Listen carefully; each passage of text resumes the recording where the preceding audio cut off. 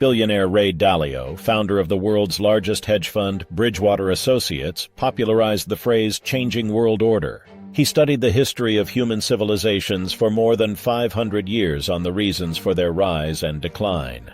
And amongst the many world leaders that Ray Dalio has met, he admires Lee Kuan Yew the most. Leaders. There was no leader you admired more than the late Singapore leader, Lee Kuan Yew. Tell about the dinner that you had at your house. Well, it was with him, and I had Paul Volcker, who Federal Reserve Chairman, and then I had Bob Rubin, who was the Treasury Secretary. What then is the changing world order and Lee Kuan Yew's view on this? I don't think it is a crisis as such which is going to change the world order. Even without this crisis, the world order would have changed, say, in 10, 20, 30 years. It was a natural growth of the Chinese, of the Indians, maybe the Brazilians, if the Russians keep on having oil. I studied the 10 most powerful empires over the last 500 years. I'll focus on the 4 most important ones: the Dutch, British, US, and Chinese. You'll quickly notice the pattern. Now let's simplify the form a bit. As you can see, they transpired in overlapping cycles that lasted about 250 years, with 10 to 20-year transition periods between them. Typically, these transitions have been periods of great conflict because leading powers don't decline without a fight. So how am I measuring an empire's power? In this study, I used 8 metrics. Each country's measure of total power is derived by averaging them together. They are education, inventiveness and technology development, competitiveness in global markets, economic output, share of world trade, military strength, the power of their financial center for capital markets, and the strength of their currency as a reserve currency. Do you agree with the view that the current financial crisis has fundamentally altered the structure of the world order, with a declining America, a resurgent Russia, and a rising India and China? Thank you. I don't think it is a crisis as such which is going to change the world order. Even without this crisis, the world order would have changed, say, in 10, 20, 30 years. It was a natural growth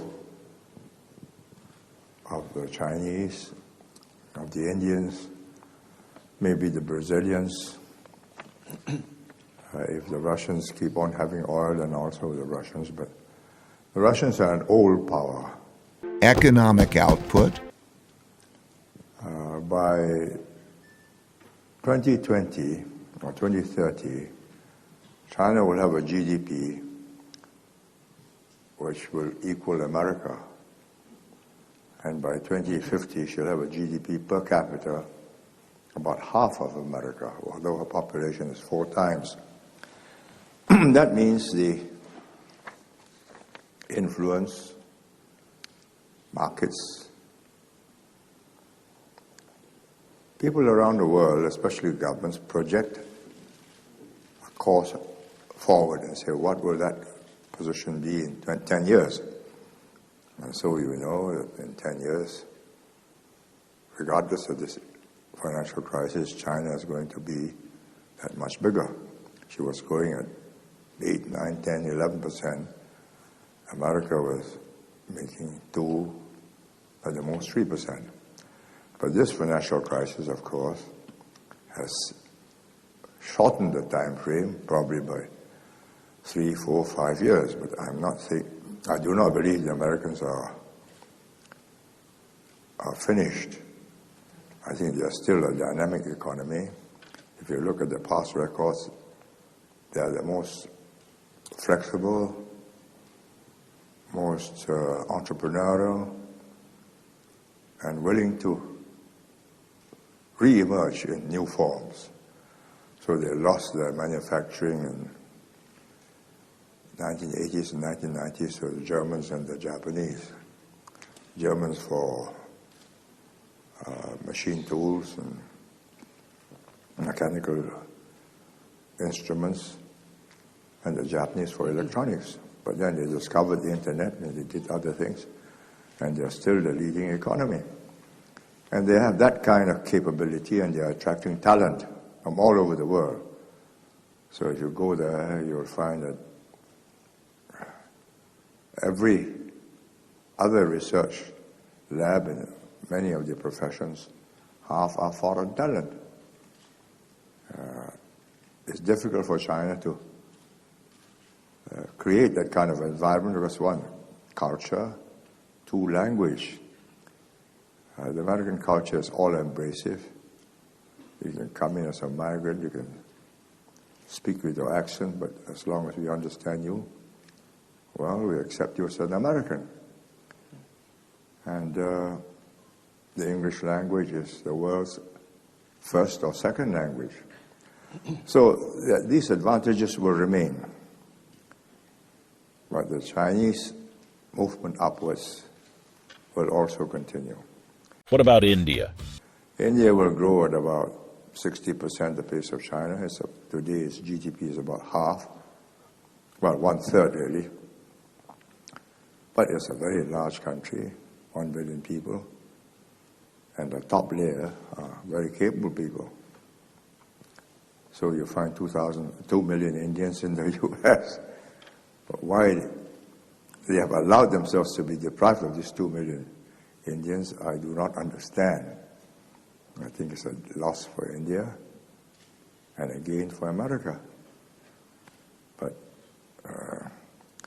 they have left because the infrastructure in India is very poor, children's education, their personal sense of fulfillment, and that slows India's development at least by 30-40%, losing that talent. So I think the financial crisis has nothing to do with this. This is a long-term trend. However, the transformation of China in the 20th century would not be possible without Deng Xiaoping. Deng Xiaoping is a great man. He fought a great revolution. He saw the product of that revolution turn sour. He was fortunate to live long enough, and he had the courage to say, no, we change course. Let's learn. Let's stop trying to do everything by ourselves. So they started importing and buying Boeing 707s. So they bought Tridents instead of trying to manufacture their own aircraft. Eventually they will, but it will take 2, maybe 3 generations. Inventiveness and technology development. Some people look at China and they say, there's been no Google formed in China. There's been no Facebook developed in China. No Microsoft developed in China. And that says something about their educational system. Partly the educational system, but partly because there's very tight control at the top. They do not like the established order to be tinkered with. If it's working fine, leave it. And if anybody has something good, will borrow it and test it out. Why take the risk? Their attitude is, let's play it safe. If you let 1.3 billion smart guys experimenting, you'll have near chaos. And they're capable of thinking up new things. I'll give you an example. I go on the computer for translations now into Chinese and vice versa. Yes. And it's all done free. The Chinese have done it. It's called N-Siku. N-Siku. Tsiku is a reservoir, Tsiku. And you can do wonders with it. And there are many such things. You can, anything you want to do on the internet, there's no need to go to Google. You can go to Baidu and do Baidu is a Chinese search engine. Yeah. The large one, too. They own 60 or 70% of the Chinese market. That's right. What did you think of what the Chinese did to Google? Well, they didn't want Google to become a vehicle for subversion, what they called subversion, the spreading of ideas inimical to the stability of the state. Do you think they're too paranoid? Chinese fear of any government is luan, means chaos. Yes. It's a huge country,